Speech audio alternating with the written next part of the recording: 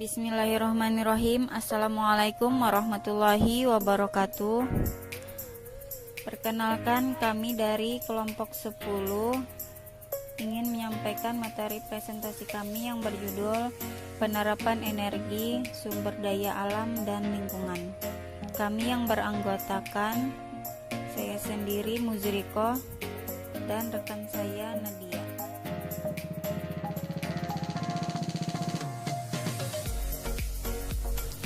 Baiklah, yang pertama saya akan menyampaikan tentang energi. Menurut definisi dalam Undang-Undang Republik Indonesia Nomor 30 Tahun 2007, energi adalah kemampuan untuk melakukan kerja yang dapat berupa panas, cahaya, mekanika, kimia, dan elektromagnetika.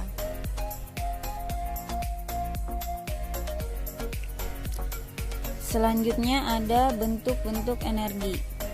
Di sini ada 6 bentuk energi. Yang pertama ada energi panas, energi cahaya, energi gerak, energi listrik, energi bunyi, dan energi kimia. Selanjutnya saya akan menjelaskan dari energi panas. Energi panas adalah energi yang dihasilkan atau dilepaskan oleh suatu benda yang memiliki suhu tertentu. Energi panas disebut juga energi kalor. Contoh sumber energi panas adalah matahari, uap air, dan panas bumi. Manfaat dari energi panas adalah mengeringkan jemuran pakaian, menghangatkan ruangan. Yang kedua ada energi cahaya. Energi cahaya adalah energi yang dipancarkan oleh sumber cahaya. Energi cahaya menyebabkan tempat gelap menjadi terang. Sumber energi cahaya terbesar adalah matahari. Contohnya matahari, bintang, api, dan lampu listrik. Manfaat energi cahaya adalah untuk penerangan dan fotosintesis. Selanjutnya ada energi gerak.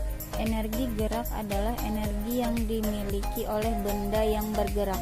Energi gerak dapat dihasilkan oleh air mengalir.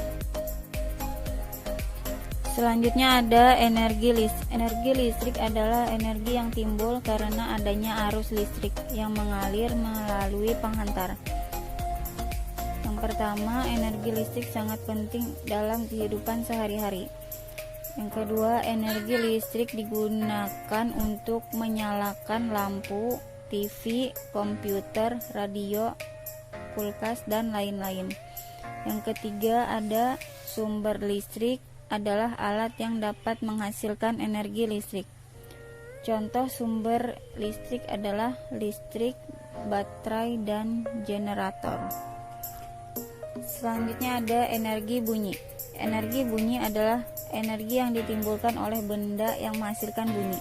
Energi bunyi dapat diketahui melalui telinga kita. Bunyi dihasilkan dari benda yang bergetar. Tinggi rendahnya bunyi dipengaruhi oleh cepat lambatnya benda bergetar. Makin cepat dan kuat benda bergetar, maka bunyi semakin tinggi atau keras. Makin lambat dan lemah benda bergetar, maka bunyi semakin lemah. Yang terakhir dari bentuk energi ada energi kimia. Energi kimia adalah energi yang dikeluarkan dari reaksi kimia. Energi kimia banyak terdapat pada bahan makanan dan bahan bakar. Contoh energi kimia adalah bensin, solar, minyak tanah, batu bara, dan kayu bakar. Sumber energi adalah segala sesuatu yang ada di sekitar kita yang mampu menghasilkan suatu energi, baik yang kecil maupun yang besar. Sumber-sumber energi ada beberapa, yaitu dari air, angin, baterai, listrik, makanan, matahari, dan minyak bumi. Yang pertama dari sumber energi ada air, yaitu air yang mengalir dapat digunakan sebagai sumber energi guna mendapatkan energi gerak. Contohnya dari kincir air atau energi listrik atau PLTA. Pada PLTA, sebuah turbin yang dialiri air dapat mengaktifkan sebuah generator yang menghasilkan energi listrik. Selanjutnya ada angin. Angin merupakan udara yang bergerak. Ternyata angin dapat dijadikan sebagai sumber energi jika dikelola dengan baik. Salah satu negara yang memanfaatkan angin sebagai sumber energi ialah Belanda, sehingga terkenal dengan sebutan negara kincir angin. Di Belanda, kincir tersebut digunakan sebagai alat bantu untuk menggiling gandum. Sumber energi selanjutnya ada baterai. Baterai menyimpan energi, yakni energi kimia. Dalam penggunaannya, energi kimia tersebut akan berubah menjadi energi listrik. Baterai dapat kita temui dipakai dalam beberapa perangkat seperti mobil mainan, jam dinding, remote control, radio, kamera, dan bahkan mobil dan motor bertenaga baterai. Selanjutnya ada listrik. Salah satu energi yang berasal dari alam. Beberapa ahli menganggap bahwa listrik merupakan sumber energi yang tak terbatas, seperti cahaya matahari. Selanjutnya ada makanan. Sumber energi ini hanya bisa dirasakan oleh makhluk hidup. Sebagai contoh, kita saat kelaparan pasti akan merasakan tubuh menjadi lemas. Tapi setelah kita makan, maka kita akan kembali bugar. Mengapa? Sebab makanan yang sebelumnya kita makan telah berubah menjadi energi. Setelah berenergi kembali, kita akan dapat beraktivitas kembali. Sama halnya dengan hewan serta tumbuhan. Oleh sebab itu, makanan merupakan sumber energi bagi makhluk hidup. Selanjutnya ada matahari. Matahari merupakan sumber energi kalor atau panas, serta menjadi sumber cahaya terbesar di bumi. Tanpanya, tak akan ada kehidupan di bumi. Selain menghangatkan bumi, matahari juga sangat dibutuhkan untuk makhluk hidup lain. Untuk tumbuhan misalnya, cahaya matahari diperlukan untuk proses fotosintesis. Fotosintesis merupakan proses pembuatan makanan yang terjadi di sel tumbuhan. Sumber energi yang terakhir adalah minyak bumi. Minyak bumi adalah cairan berwarna hitam yang merupakan campuran bermacam-macam jenis molekul hidrogen karbon, sehingga bila dibakar akan menghasilkan karbon dioksida atau CO2 dan air H2O. Minyak bumi terdapat di bawah permukaan bumi pada kedalaman 500 sampai 2500 meter. Untuk itu, minyak mentah ini harus dipompa keluar, kemudian dialirkan ke instalasi penyulingan minyak guna diproses untuk mendapatkan bermacam-macam jenis bahan bakar, misalnya bensin, solar, minyak tanah, dan lain-lain. Assalamualaikum warahmatullahi wabarakatuh. Perkenalkan, nama saya Nadia. Saya akan melanjutkan materi yang berikutnya. Kebijakan pengelolaan energi. Peningkatan efisiensi pemanfaatan energi di segala bidang. Energi harus digunakan sebaik-baiknya demi pemenuhan kebutuhan yang benar-benar penting. Penghematan energi masih relevan untuk dilakukan karena fenomena yang ada sekarang, yaitu masyarakat menganggap energi sebagai barang yang murah dan mudah didapat, sehingga sering dihambur-hamburkan.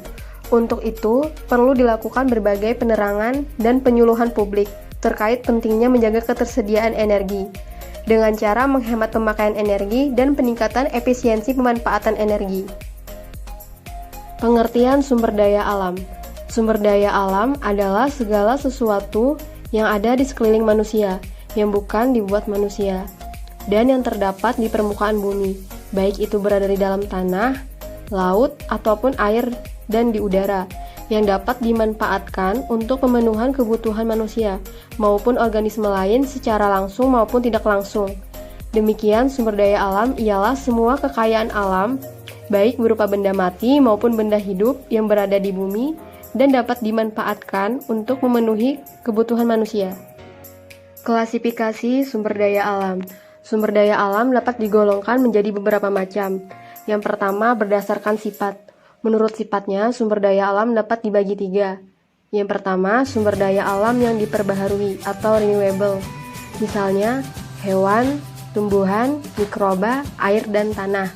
Disebut terbarukan karena dapat melakukan reproduksi dan memiliki daya regenerasi atau pulih kembali. Yang kedua, sumber daya alam yang tidak dapat diperbaharui atau non-renewable. Misalnya, minyak bumi, gas bumi, batu bara, dan bahan tambang lainnya. Sumber daya alam yang tidak dapat diperbaharui ialah sumber daya alam yang dapat habis dalam penggunaannya atau dapat juga dibentuk lagi tetapi memerlukan waktu yang lama, yaitu ribuan tahun bahkan jutaan tahun.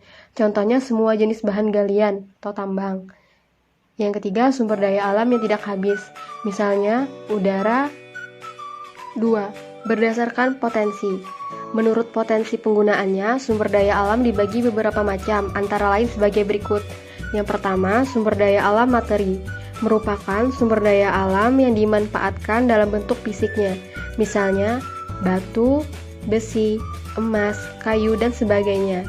Dan yang kedua, sumber daya alam energi. Merupakan sumber daya alam yang dimanfaatkan sebagai sumber energi. Misalnya batu bara, minyak bumi, gas bumi, air terjun, sinar matahari, energi pasang surut, air laut, dan kincir angin. Dan yang ketiga, sumber daya alam ruang. Merupakan sumber daya alam yang berupa ruang atau tempat hidup, misalnya di area tanah daratan dan angkasa. 3. Berdasarkan jenisnya. Menurut jenisnya, sumber daya alam dibagi 2 sebagai berikut. Yang pertama, sumber daya alam non-hayati atau abiotik. Sumber daya alam non-hayati disebut juga sumber daya alam fisik, yaitu sumber daya alam yang berupa benda-benda mati, misalnya bahan tambang, tanah, air, dan kincir angin. Yang kedua, sumber daya alam hayati atau biotik. Sumber daya alam hayati disebut juga sumber daya alam yang berupa makhluk hidup. Pelestarian sumber daya alam. Dalam memanfaatkan sumber daya alam, manusia perlu berdasarkan pada prinsip ekoefisiensi. Artinya tidak merusak ekosistem. Pengambilan secara efisien dalam memikirkan kelanjutan SDM. Pembangunan yang berkelanjutan bertujuan pada terwujudnya keberadaan sumber daya alam untuk mendukung kesejahteraan manusia. Maka, prioritas utama pengelolaan adalah upaya pelestarian lingkungan supaya dapat mendukung kehidupan makhluk hidup. Bila sumber daya alam rusak atau musnah, kehidupan bisa terganggu. Upaya menjaga dan melestarikan sumber daya alam dapat dilakukan dengan berbagai cara, contohnya dengan cara penghijauan dan reboisasi, pembuatan sengkedan atau teras ring, pengembangan daerah aliran sungai, pengertian lingkungan. Menurut Undang-Undang Nomor 23 Tahun 1997, lingkungan hidup adalah kesatuan ruang dengan semua benda, daya, keadaan, dan makhluk hidup, termasuk manusia dan perilakunya, yang mempengaruhi kelangsungan kehidupan dan kesejahteraan manusia serta makhluk hidup lain.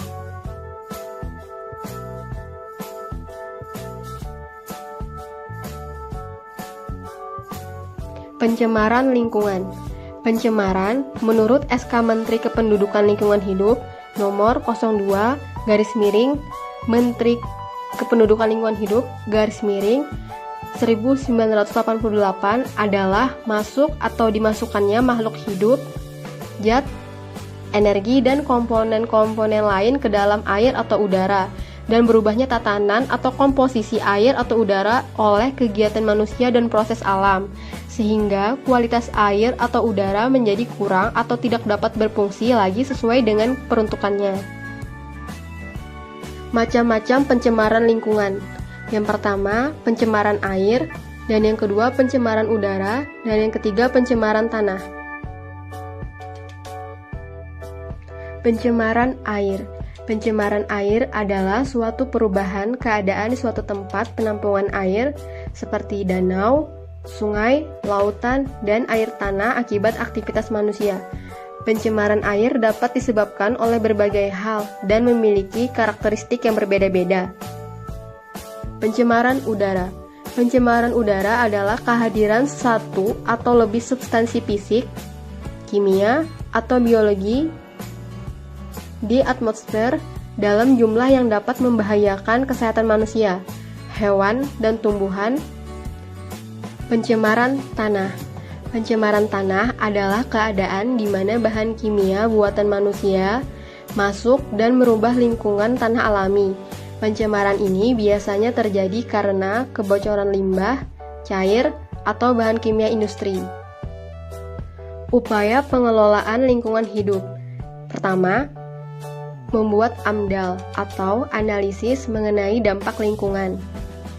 Didefinisikan sebagai suatu hasil studi mengenai dampak suatu kegiatan yang direncanakan terhadap lingkungan hidup yang diperlukan sebagai bahan pertimbangan pengambilan suatu keputusan.